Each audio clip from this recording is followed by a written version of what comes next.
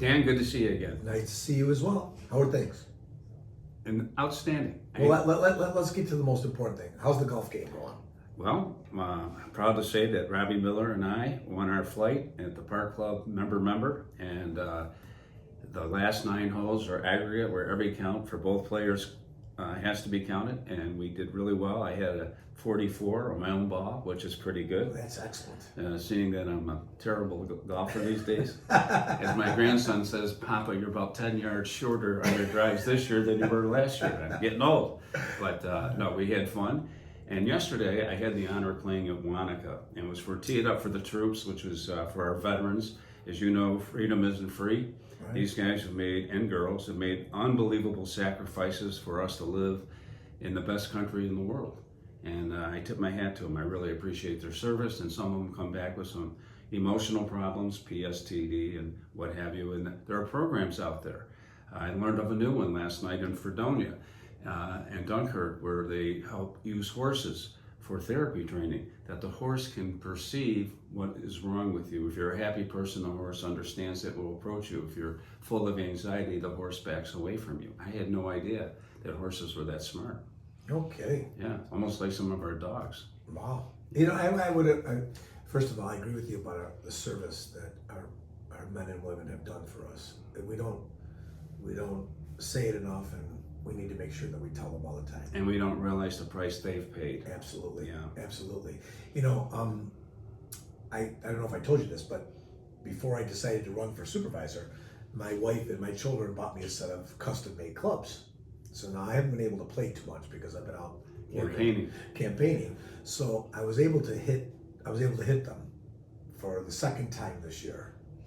And you know, golf is one of those games where if you don't play it, it frustrates you to no end. But I've learned this much, that unless you play it, you can't get any better at it. So. Absolutely. And you know, that's what we call in the springtime, we got the winter rust on our swing, you know. And by the time you get it lubricated, it's already October, and it's time for another season to come to an end. And we've got some nice courses around. Absolutely. We've got some really nice courses, and you know, this is a great segue to talk to you about what we're going to talk about today. We're going to talk about one subject today. Westwood. You know, the last time I played Westwood, I want you to know it was opening day, and Bob Davis, who was chairman of the Erie County Republican Party back then, invited me with Rene Robert, the former Buffalo Sabre. Okay. Rene had a bad back, and it hurt him to swing. But boy, we got the ball on the green.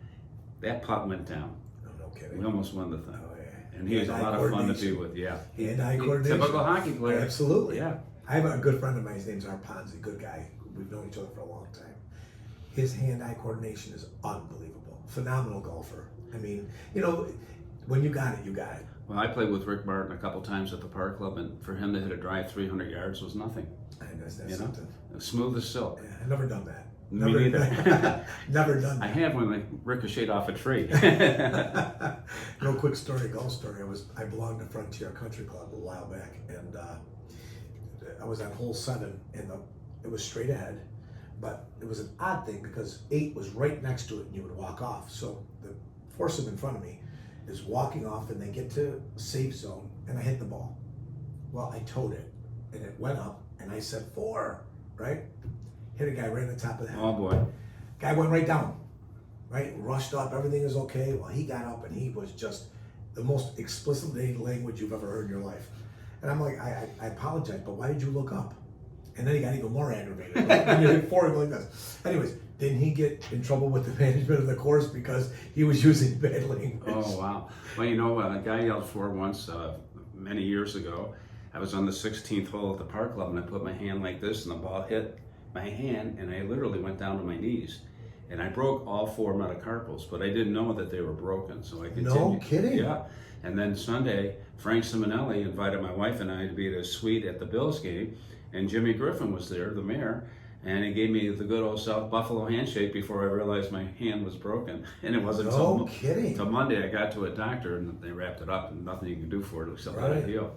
But it hurts. Oh yeah. Well, you know what? You don't realize how fast those balls are going. True.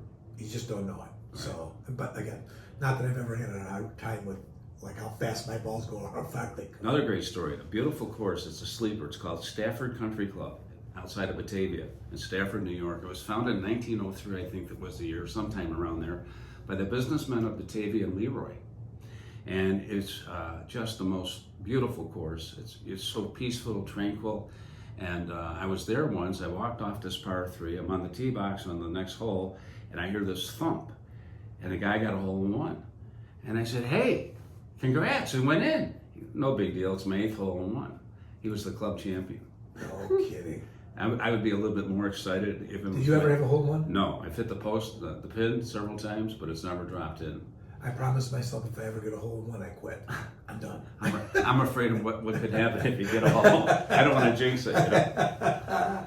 Well, today we're here to talk about Westwood. Okay. So I want to kind of give a prelude as to what's going on and what's going on in the town. So as many people know, because we've talked about this, but today we're dedicating it because there's a lot of activity that's happening. People are beginning to realize that all that is being told is not the whole story, the whole side of the whole story that's out there. First and foremost, to explain how this works, there was a design that was called Amherst Central Park. This was a conceptual design that went from Westwood all the way to Audubon. People don't know that. No, and it was massive. It was a huge undertaking, beautiful the way that it was when it was done. And during that time, when the concepts were put together, this is why the town bought Westwood. So they bought it from the Men's Group. Men's Group paid $2.5 million, and the town bought it for $7.75 million. Now, with the thought of this Amherst Central Park happening. Now, there was also a lot of other things.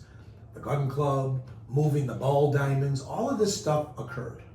Well, everything was moving along swimmingly until the residents got involved.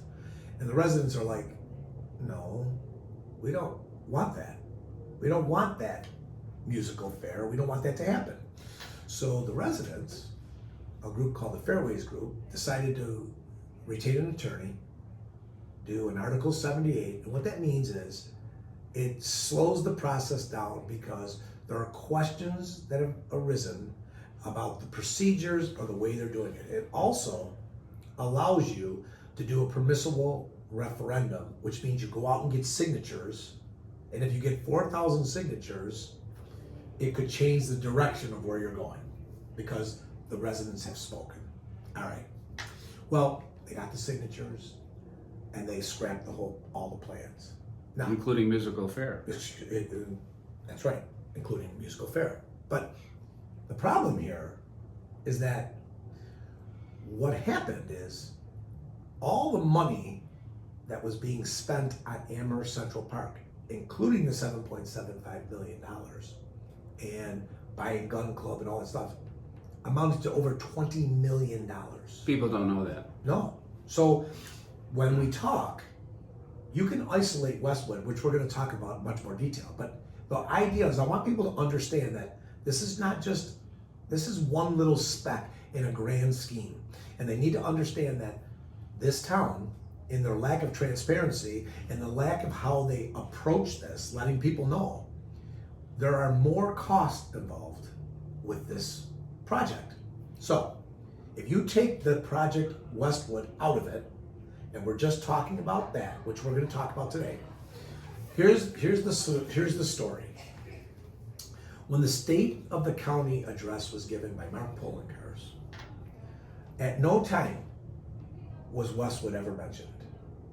It was never mentioned. Okay. In April, Mark Poloncarz with Brian Culpa and Sean Lavin and Town Board, they got up there and just couldn't wait to tell everybody about Westwood and that the county wanted to take it over.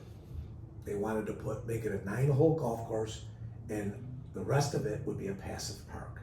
In the fall of last year, on the 16th floor of the Rath Building, one-on-one, Mark Poloncarz whispered in my ear that the county was going to take over Westwood, and they weren't going to announce it until the first quarter of this year. So that's what happened. So this is what happens now, right? They didn't want anybody to know back in November, Before any election. what they decided to do was we're going to hold off because this is going to be a grand thing. Poland Cars mentions this in his press conference. Oh, we've been talking about this for a year. All right. So now, me, who's running for campaign office, I think to myself, well, why is this such a great deal? You're going to give this away? What, there needs to be more questions asked. So, For $1. No, we didn't know that back then. We didn't know this in April, that it was for $1. All we knew was that they wanted to give it to them. None of the specifics, no details, nothing was given to anybody. How about the resident who stood up at the town board meeting and said, $1, you're going to give Westwood to the county for $1? You can't even go to the dollar store and buy anything for $1. Right. So the next thing we did was I contacted Nicholas Design. All right. Nicholas Design's a world-renowned golf course designer. So That's very, very proactive, by the way. Right. Well, because the town didn't do it. No, but so my thought is like, why would you want to do this without exploring the opportunity to take this asset? And now that we know that we want to make it a golf course or a park, why are we not going out to see if we can get this to become a taxable entity to do this? Okay. Contact Nicholas Design. Fortunately for us, Nicholas Design was going to be in the area on Monday of that week and said, we'll come down because they have a golf course in Toronto, outside of Toronto. We'll drive down and we'll take a look at it and we'll give you an assessment. All right. Got that information, sent it to Brian Kalpa and town board members and said, we would like access to the Westwood, which is fenced off. Right. They didn't get back to me until Friday at 4:00, telling me, you're not allowed on, it's illegal, you'll be trespassing. Okay? What do they have to hide? Well, I don't know. So what I didn't realize was Nicholas Design didn't care, they were coming down anyways. And what we found out that day was the person who came down, Chris Cochran, came down, and he was with Jack Nicholas 11 years ago when he came to look at Westwood the first time. So what we did is we drove around the perimeter, we went down fairways, came up. There was a person who owns a piece of property on Westwood. We were able to look at the property from behind. So they put together an assessment for us to look at, which is in front of you, okay? Anyways, now, when you look at this assessment, you can see that Nicholas has done this before. Oh yeah. Right? It's very, very specific. And I also want to mention this too. There was something on my website, or a couple websites, saying that we did not make this public. Well, let me explain this to you. Yeah, please do. When this came to us, we gave this plus the entire package for over the $20 million that was spent on Amherst Central Park to every board member, town board member, to every media outlet, to everybody. I'm not trying to hold on to this. I want people to know exactly what we have in front of us. The odd part about this is we gave it to everybody. I have never heard it mentioned. I've never heard it talked about. They completely ignored it like it didn't exist. I wonder why. Well, you got to think about it, Don. We don't have specifics on anything from the county, even today, as they're trying to turn this over. We have no specifics. Except that they want to make it a 9-hole course. That's right. But here's the best part about it. They gave us a price of $9.2 million at the worst case scenario because they couldn't go on the property to verify. Worst case scenario. All right. I've never seen anything from the county, number one. And number two, here's my position about this. Why wouldn't we take this? Why wouldn't we take it? Why would we not put an RFP, request for proposal, go out to the world, to everybody, all these companies that do this? Why wouldn't we go out and see if anybody's interested in coming into Amherst and wanting to make this a golf course? Yeah. What do we got to lose? Be a great town golf course. Yeah. For the public. That's right. But what do we have to lose, right? Now, let's assume we do this and we get nobody to come back and say anything. Okay. Now we have to think to ourselves, we have this golf course. We know it wants to be a golf course or a park. Why would we not consider taking this over ourselves? Now, You've played Autobahn. I've played Autobahn. We know what kind of course it is.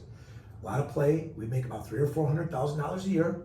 Okay, it's not a lot of money, but it's some money. Yeah. It's $400,000, and any bit of money we make in Amherst, we need to continue making. It's a profit. That's right. And when they were thinking about this for the county, they didn't think about us losing any of that money. But again, getting back to this point, so why wouldn't we take the $7 million that they have allocated right now to build this park for Erie County? Why don't we take that money and why don't we make it our golf course and sell Autobahn?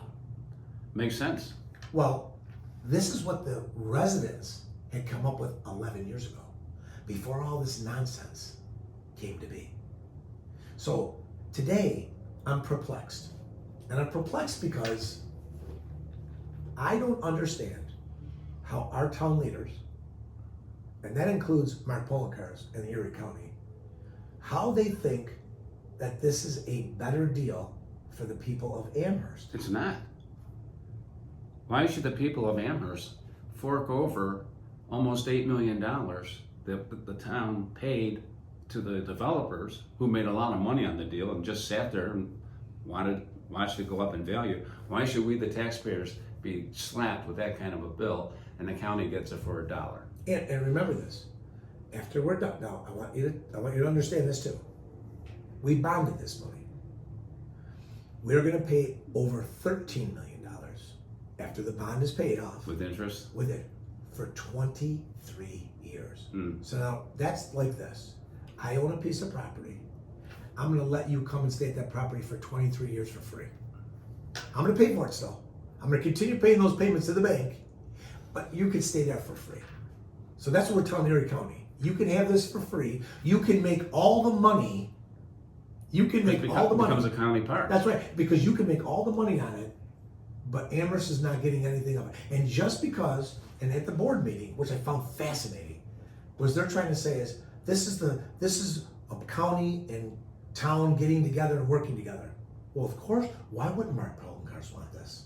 Because you're getting 170 acres of prime real estate for nothing, and we're paying for it. And also, Dan, for the people who weren't at that town board meeting, I was there and I watched these two representatives from the county put on that slide presentation. For them to invest that kind of money, I'm saying to myself, this is a done deal. They're going. Paul Kalpa was on a radio station where he said, even though you had called for a public referendum, he had said we plan to move forward on the Westwood deal with Erie County. So are they going to listen to what the public wants? What's wrong with having a public referendum on the November ballot? And Kalpa said that's why we're elected. But this is a monumental decision that requires the residents to make their mind up. But I want to say a couple things that were meant at that town meeting, which you know. Angela Marinucci got up and she said, this is going to be distributed amongst all of Erie County. So we're paying less money because there's more people. Okay, I want to advise Angela and board members. We are still paying money. It's costing us money. Now, every time that we have to pay for the maintenance, which is $1 million a year according to you, we're paying more money. So it's double dip. We're getting hit twice. Okay? That's the first thing. Second of all, what about the other residents of Erie County? The people who live in Buffalo, the people who live in other parts of Erie County, Alma, whatever, it doesn't matter. The point is, do they want it? We have 131,000 people of over 1 million people in Erie County. We're an eighth of this whole thing. And you're taking $7 million, investing in another park in Amherst, who has 32 parks already, and you are trying to justify this. Again, where is the rational decision making? And where's the common sense? Exactly. You talk to people and they said, well, wait a minute, we could make that the town golf course and you have that beautiful clubhouse, so it could have a banquet facility. Right. And this makes no sense at all. And I think that's why the town board hasn't voted on it yet. I think they're a little bit, whoa, we're getting pushback on this. The people don't want this thrown down their throat. It's just being crammed on them. And the arrogance factor of like, you feel like it's a done deal. Well, I think that you're right. This subject, in my opinion, this subject is going to determine this election. And the reason why I say this is because it encapsulates everything that this administration is about. It's about backdoor deals. It's about a lack of transparency. Right. It's about no business savvy or acumen whatsoever. And you're trying to justify to the people of Amherst that we're doing you a favor by doing this. For $1. For $1. It makes no sense. No, and Don, you've been doing this for a long time. In all of your years doing this, No, I've never seen anything like this. a deal like this, No, it makes no sense. where does this leave us? Well, it puts the county in good shape. They get a nice golf course for $1, where we, the taxpayers, have to foot the bill for almost $8 million. Right. And the county says, well, we'll take the county funds, what we invest in parks, and we'll spruce up Westwood. But they're only going to make it 9 holes. That's right. That makes no sense. Mm-hmm. That's a bad move. Yeah, and I also think that we're lacking the most important thing here. We're lacking what the residents want. Why is it so difficult for politicians to not understand that you're there for the residents? It's not the other way around. And I don't understand how they convolute their responsibilities with decisions that are myopic. They never think about the long term. Or if they do, like Brian did in town board about Amherst Central Park, they had these grand plans, these huge ideas, Station 12, Boulevard Mall, Amherst Central Park, all these grand plans. Great conceptually.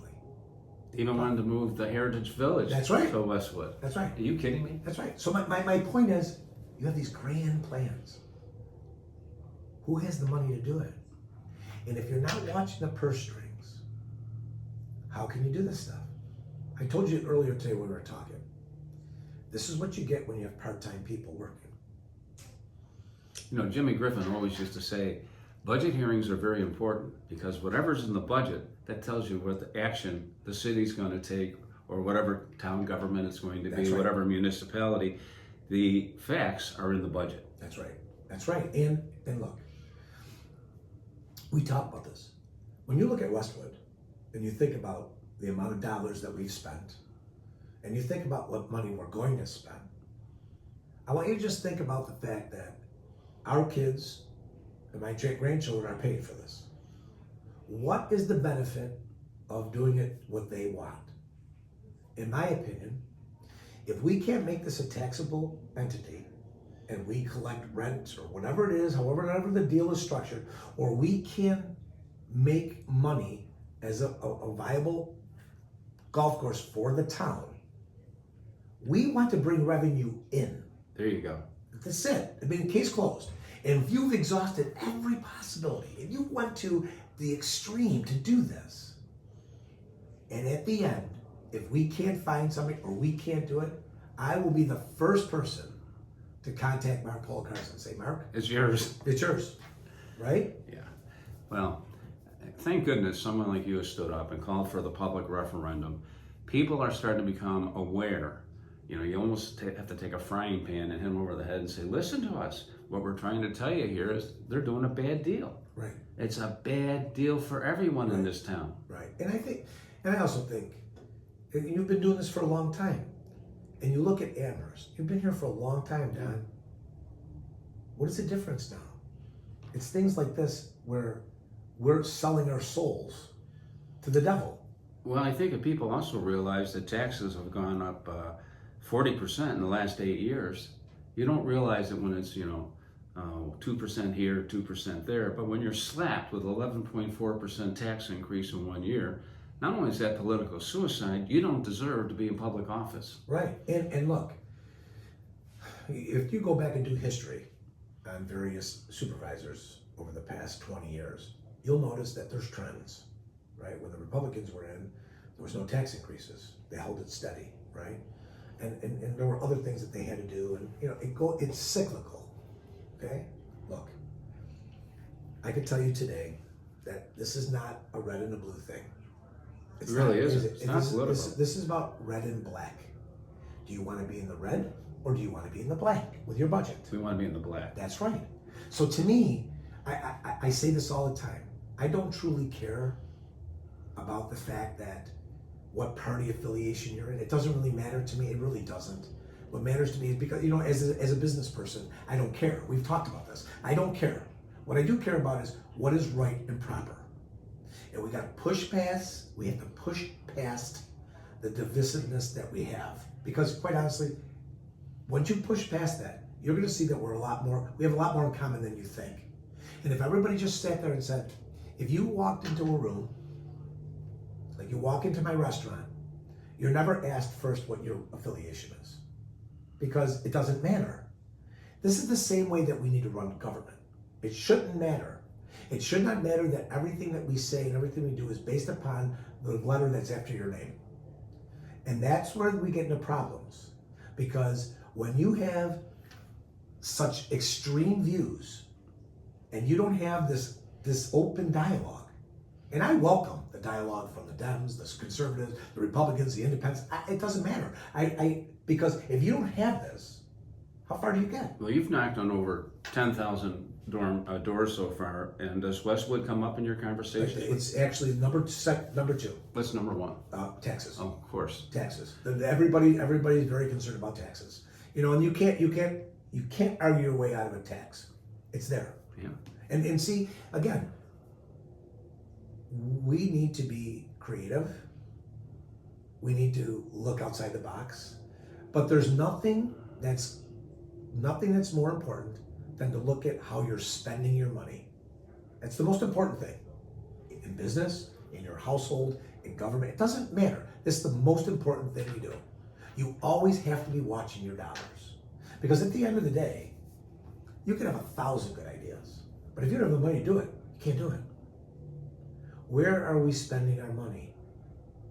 We shouldn't spend our money on things like lights and parks and stuff like that. We shouldn't do that. What we should be doing is, when we have the money to do it, maybe it's a good idea. But we're not in that position. No, we need some positive economic development in this town, and we're not seeing it. That's right. And again, a lot of the developers out there, everybody's willing to help. Everybody wants to do everything. It's who's negotiating these things. Right. Who's Every town had to deal with the inflation. There's no doubt about that. The cost of gasoline for all the town vehicles and everything else. And then you have the contractual obligations of increases in salaries and stuff. But no other town in Erie County slapped the people with 11.4% tax increase in one single year. That's right. It makes no sense. And when you see how the taxes went up over the last 8 years, as you mentioned, it was up over 40%. When you see it, you're going to see that there were years with 8%, 5%, 11%. There was only 1 year that there was no increase. In the last 8 years? The election year. Oh, well, of course. Right 2 days after the election is when they let everybody know, next year you're getting an 11.4% tax increase. And isn't it interesting that just this week they announced some stores that are planning to go in Station 12? Look, they called me up and asked me about it. They asked me what I thought. Look, I'll be the first person to say it's great. I think it's wonderful that they're planning on coming in there. I say this humbly. I hope it comes true. I want to see leases.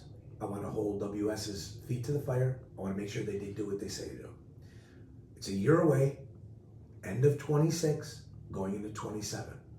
Now, it's an election year. Is this the truth? I hope it is, because I'll be the first person to applaud this administration and say, great job, good. Well, after all the years of nothing? That's right. So I'm optimistic that they're telling us the truth. I believe that it's going to come true. Great for the residents. Great that we're going to get these things filled up. But our job as representatives is to make sure that these things come true. We should see leases. We should see these things. We should be able to say, hey, public, here's a lease from Pottery Barn. Here's a lease from this one. And here, it's coming. So far, nothing. Well, and remember something else. I will look at other developers. Let's just take Benderson, for instance. Class group, come out, do a job, they do it right. They go out there, they do it, they tell you what they're gonna do, and you see these things happening quick, fast. Boy, they get it out. If they build it as quickly as they can. I would imagine WS, which is a pretty big company too. Yeah, solid. Solid, right? They should be able to get this thing moving as quickly as they possibly can. So, I believe them until they give me a reason not to believe them. Right? Makes sense. Right. So, and I'm happy. I'm happy for this. I'm very happy for this. And again, we'll see. What about Boulevard Mall? Well, I know that according to the town, they're moving forward. According to Jamal, he's not doing anything. Now, I don't know. We hear a lot of rumors. We hear that Benderson's taking it over. We hear a lot of stuff. I don't know what's true or not. I haven't got a confirmation from anybody to tell me which way it's going. I could just tell you that it's a beautiful piece of property. It needs to be developed in a way where it enhances the town, and if it's Doug Jamal that's going to keep it and do what he's got to do, we work with them. If it's Benderson, we work with them. Here's what we are not. We are not developers, nor should we develop anything. What we should be doing is we should be assisting the developers, finding out what the residents want, asking them their positions, and we need to convey that to the developers so everybody's happy. And we also need to make sure that whatever's being developed, that the town's infrastructure is in place and can handle anything that's going to be done. That's the job. That is what we're supposed to do. Common sense. Common sense. Common sense. And we'll see. We'll see. Like the gun club proposal was just approved. We lost. This is part of the Amherst Central Park thing that we talked about earlier. We paid $5.7 million For the gun club. For the gun club, and we took it out of the general fund, and we sold it for $4.9 million. Oh, come on. Yep, we lost money. Seriously. Yeah, we lost money. And wait, and let me just say this too. When Brian Couple was asked the question earlier in the year, he said we were going to get $7.1 million for it. Now, I say this too. Down the street, 3.75 acres is selling for $375,000 an acre. An acre. An acre. We're selling it to them for $225,000 an acre. Why is that? I have no idea. And who's getting it? UBMD. For sure. Yeah. Okay. So a lot of stuff's been going on. Moving ball fields, doing all these things. Yeah. Because this is part of the master plan, this grand scheme of things. Here's what we don't do well. This is where you're going to be helpful. I want everybody to know everything. I want them to know it all about it. I want people to understand. I want people to come back and say, oh, he told us that. We have nothing to hide. That's right. So if the town kept Westwood as a town course, we could take Audubon and sell it to developers. And have them develop it, right? The question was, I love this at the town board meeting, we don't have the money to do this. We don't have the money to upkeep this park if we did that. Well, to educate our town board, we have a company called Indigo that's taking care of Audubon. They contract with them to come in and do it. So everybody's clear on that. Why wouldn't I just take those people and put them over at Westwood. There you go. They can do it for us. Common sense. Easy. Not a bad thing, right? And there's a lot of companies that do it. So if Indigo's not interested, there's quite a few people that do that. Matter of fact, when Nicholas Design was here, they told me that they have people that they would reach out to for purchasing it, running it, operating it. So they're not making the calls because they're too myopic in their thinking to think outside the box. So you would have professionals managing the park. 100%. Yeah, that's what it takes. That's all you need. That's right. And you talk about developing Audubon. Now, think about it for 1 second. Musical Fair failed because it's within a community. Those people didn't want that stuff there. I understand that. Audubon doesn't have anybody around them. So we can build our heart's desire out there. Whatever it takes. Bring great things in there. Get the Publix buy-in, do all this stuff, people would be happy. It's right next to UB. UB, I'm sure, would be excited about it. I mean, why? In God's name, would you want to do something that is so counterproductive to what the residents want? This is about posturing. This is what this is about. This is about, we can do this because we have the right to do this. It's arrogance. That's all this is. Because if they really thought about it, you wouldn't do this. Well, it's definitely not good government.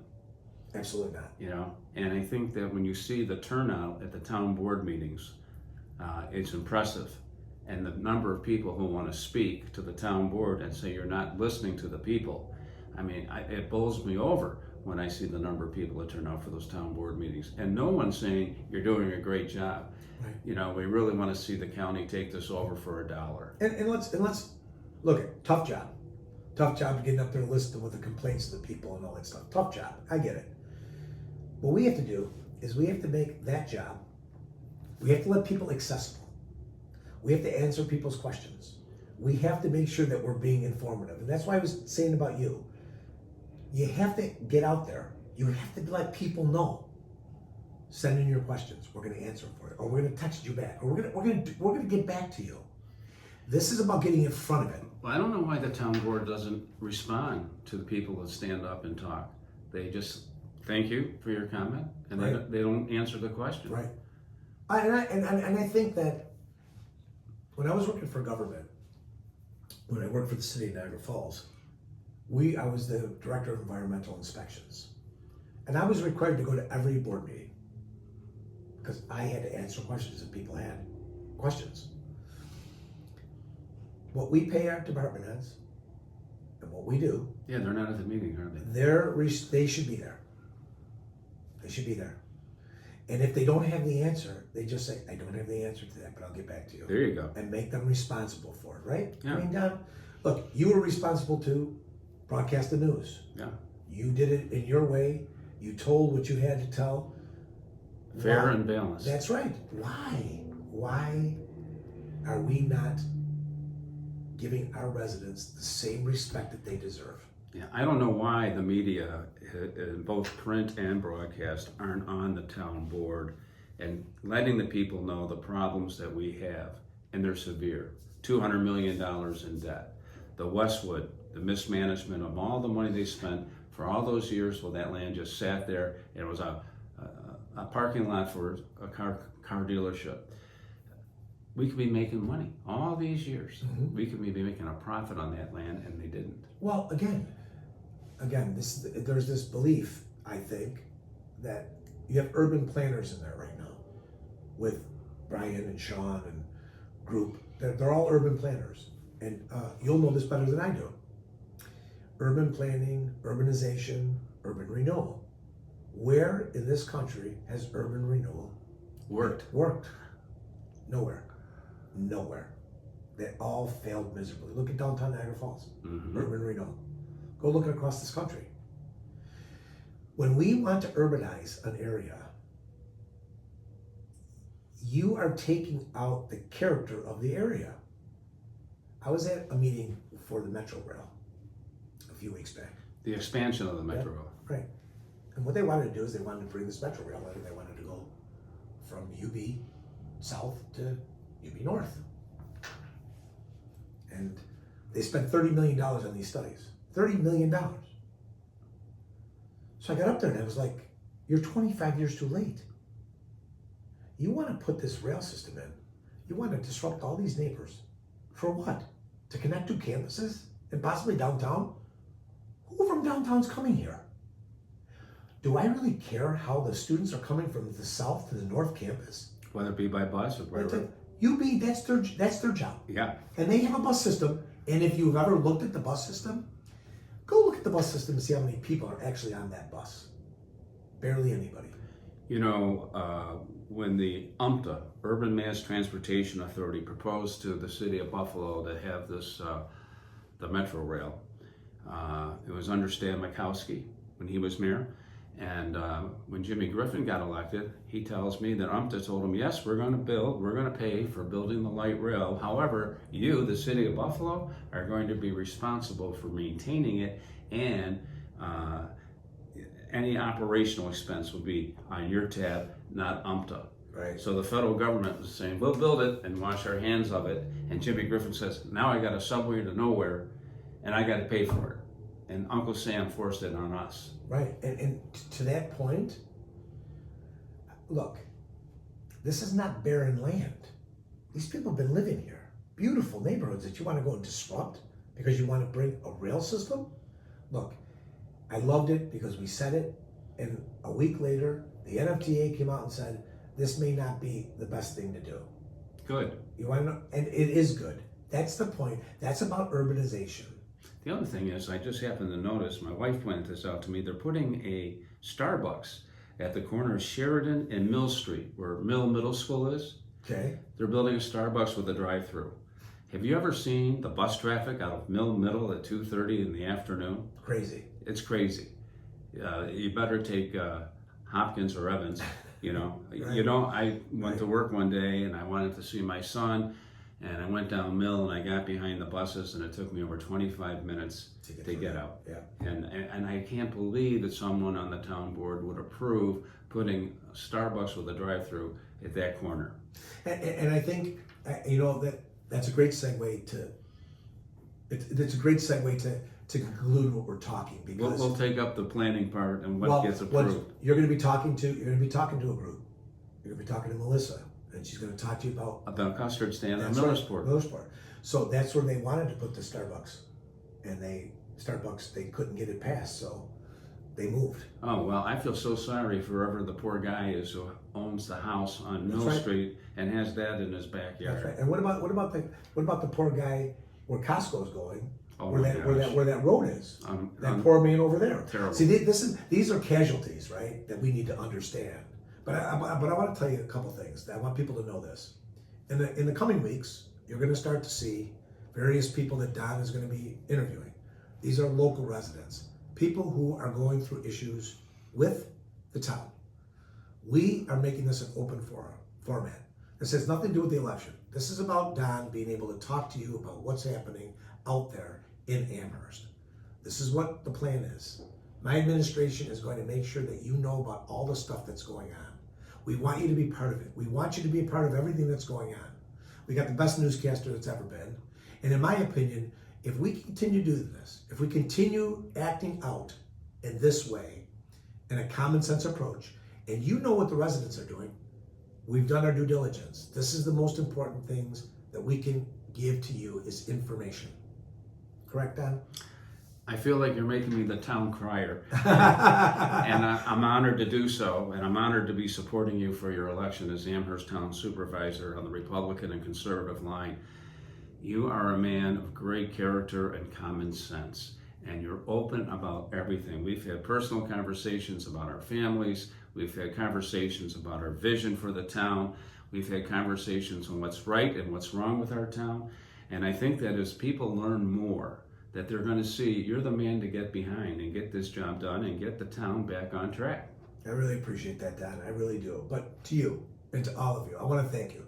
I want to thank you for giving us the opportunity to talk to you. I ask that you just get on dangagliardo.com. Tell us what you want to see. We are more than willing to go out, investigate, talk to people, and do that. Don will be doing posted by postals, and you'll be starting to see segments and little things that occur and happen. Again, thank you.